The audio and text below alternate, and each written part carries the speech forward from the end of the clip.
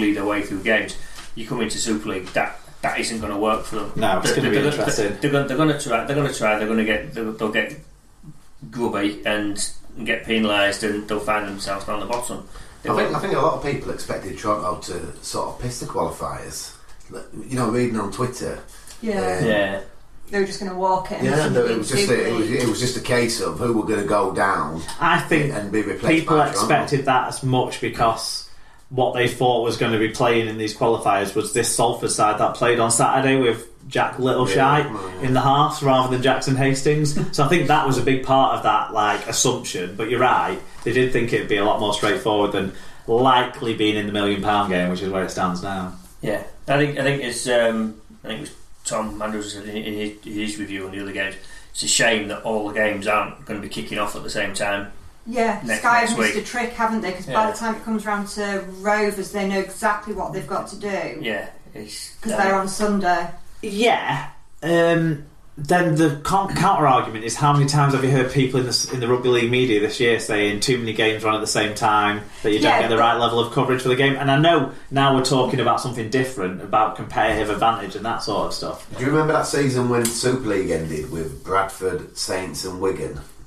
They were all on the same points, and Bradford won on the Friday night and went top, and I think Saints won on the Saturday and went top, and then Wigan won on the final day. And this is the way this is panning out, isn't it, really? Yeah. Because they've got, if Hull, it could be that Hull are out of it on Sunday, but if they beat Widnes, then they knock somebody down. So I think they've got it in the right. They've got it in the right order. They just haven't got the last game on Sky. Yeah. There were two instances that I can think of in 1999 when it looked like if we were going to be relegated, the whole Sharks. Yeah, it all. I mean Gateshead. No, I mean the whole Sharks at that point. Oh, okay. That's before they needs to be bailed out. Yeah. It was between us and Huddersfield. Huddersfield were playing Castleford, and they'd been chosen to be the Sunday tea time kick-off as Sky had at that point. And we rearranged our match so it was at the same time because we should have been kicking off earlier, and we didn't want to give them the advantage of knowing what they had to do to win. And of course we went on and beat Sheffield, and all was well in the world for a few months. But then there was also a time where I think we were playing Widnes, and I think that because of our I don't know whether Widnes beat us or whether it was just that Castleford lost. And that was by the same amount at the same time again, and we were the Sky match. It kept popping up with Castleford thinking that Castleford went down rather than Widnes. And it's like in the Premier League, they all kick off at the same time, don't they? And I just think for the last match, you want that potential excitement. Yeah. Especially when you have got a... Although this kind of drags out the excitement in a little bit of a way, kind of like Rob said, because it's going to change... You're not going to get a big enough audience watching it all in that one go. If you're going to do that and put them all on at the same time, which I do think is fairer for the teams, you can't have it when it's got you need just those 3 games on at the same time, and all the other games have to move to accommodate that. Yeah. And we already, I don't know. There's no solution in rugby league that's not going to be left with more criticism than positive. It feels like, but yeah, I agree. It would be nicer of them to all be on at the same time. But then, who gives a shit about the final round of Super League? So who would watch the Sky coverage on Thursday or Friday if it wasn't these games? I might not, and I watch everything. Don't lie, Matt. Of course you would. Even if you're cooking tea at the same time, you'd still be watching it. Yeah, it'd still be on the TV, fair enough, to give them the Joshua would still be asking if he could stay up late to watch it. He's a legend, though. Yeah. Right, let's rattle through this last game. Halifax 6, Leeds 34. It was 6. Sorry, Matt, we're not going to talk about the Widnes players. Oh yeah, God, I forgot about that. That's a good talking point. I've got no problem with it. It did look to me like they were actually with the fans, and so it felt like not that much of a problem. They were with the fans and they were singing a Widnes Club song. And that was pretty apparent to me on the footage. So yeah, I think that's... If it was wrong what they were doing, though, if it was so wrong what they were doing, then surely those fans that were there with them would have been calling him on it, rather than joining in and egging him on. I think the Toronto fan that posted the video actually retweeted to say, I posted this because I wanted to show the camaraderie between the fans and the players. Yeah. But I've got to admit, when I saw it, if I were a Widnes fan, I'd have been spewing because they've just gone down without a whimper. Yeah, that's the problem. The style that they've gone down. They seem to put more passion into the singing than they did into the tackling. Yeah. But for those fans, it were probably fantastic. But for the general Widnes fans, I would have been spewing. Yeah. If I'd have seen cast players like that when we got relegated, I would have been happy. Yeah, I mean, it'd be interested to know how many Widnes fans went out there and paid all that money. Because I think it was about 8,300, wasn't it? Well, Toronto got no fans. We all know that. Yeah. They all had black and white shirts on anyway. So I did spot a Hull fan in the crowd.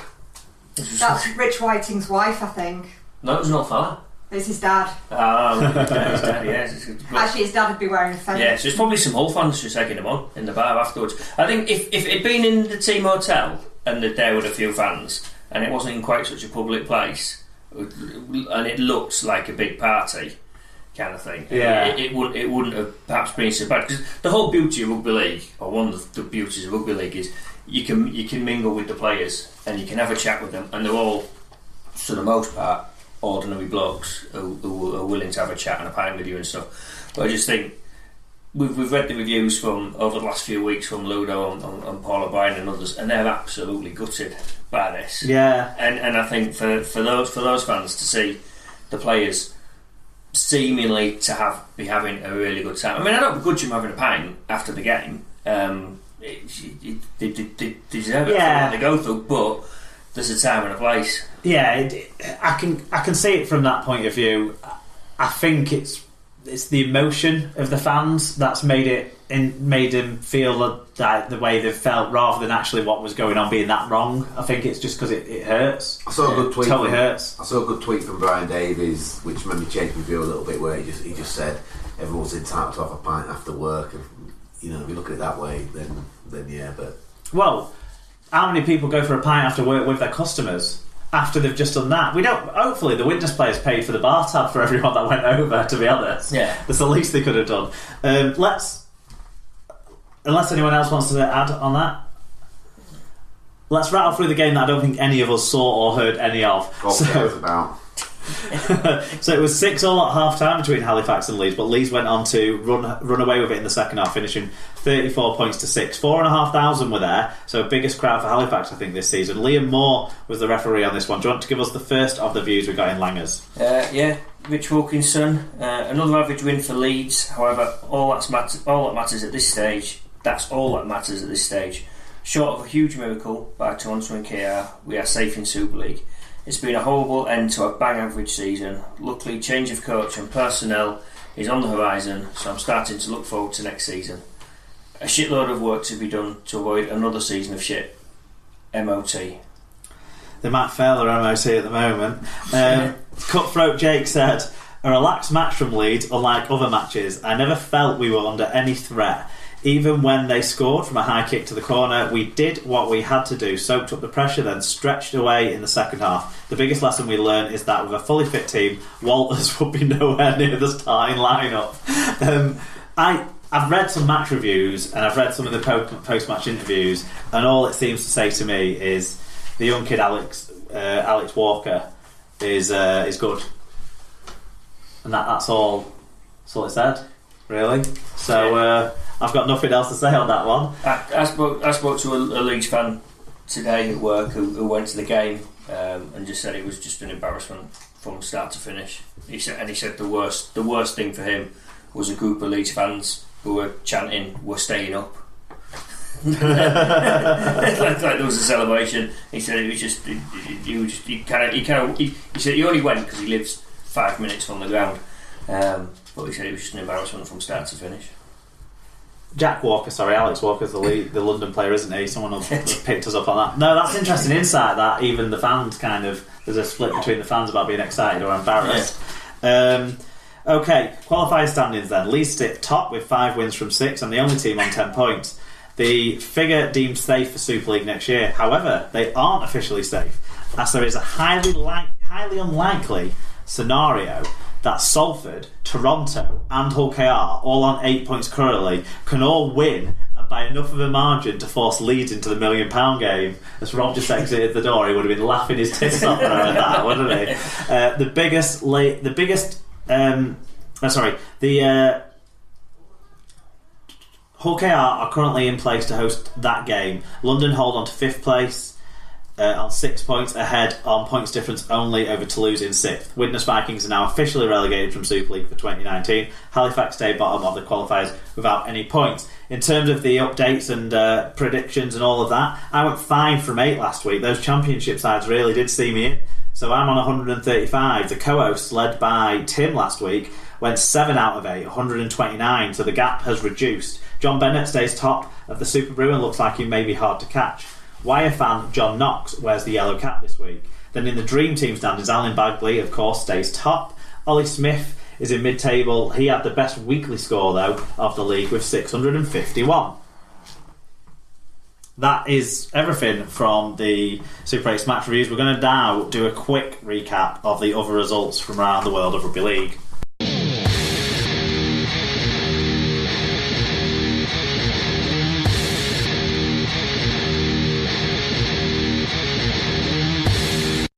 Other results time now, sponsored by jkmartwork.com. Check out jkmartwork.com, where you can buy prints, canvases and more of James's stadium paintings. All UK Super League clubs are covered, and a couple of clubs outside Super League too, as well as football stadiums, cricket grounds and more. JKM Artwork can help you find the perfect gift for the sports fan in your life. Okay, it was the Championship Shield round 6, and we're just going to batter through these because who cares? Well, Swinton and Rochdale maybe, that's who cares. Swinton 18, Featherstone 34. Swinton were ahead at half-time for the 5th time in 6 games in the qualifiers, and for the 4th time in those 5 games, they lost. Sheffield 22, Barrow 24 in a close one over there. Rochdale 26, Dewsbury 22. Dewsbury mounted a late comeback and nearly upset Rochdale and condemned them to the give Bradford million chances game. But they held on for the win, crucially. Lee 16, Batley 30, so Lee lost at home in front of a really small crowd, just over 1,000, about 1,200 or so on. Not a positive story there in Lee, is it, this year? Anyway, it's now... do you want to read it, actually, Alan, the standings? So it's now confirmed Featherstone will host the Shield final, as they host every representative game. With 1 week left, the only intrigue comes... It's only fair, isn't it, that they have a big game of their own. Got to do, it's only right. With 1 week left, the only intrigue comes with who will finish 7th and stays up, and who will finish 8th with a game left to save their championship status in the Let's Get Bradford Promoted Cup. Swinton sits 7th and have a healthy points difference advantage over 8th place Rochdale, who with their win over Dewsbury are also now on 10 points. Right, it was round 26 of the final round of League One. We're going to start by cutting away to Tim G talking to us about Coventry 14, Hunslet 4.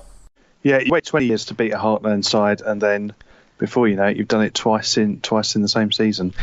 So it was fantastic. What was really about it was from minute 1 to minute 80, the defence from the side was just absolutely outstanding, and they just kept. I think it was one point where they defended 4 sets back on their own line, just kept going, which is something that they've not done for quite a large patch of the season, where it's just been where we have done well, it's because we've been able to out-attack another team. It's not necessarily built on the defence, but that's what's improved in the second half of the season. You weren't confident at half-time that the defence could hold it out, but they definitely did.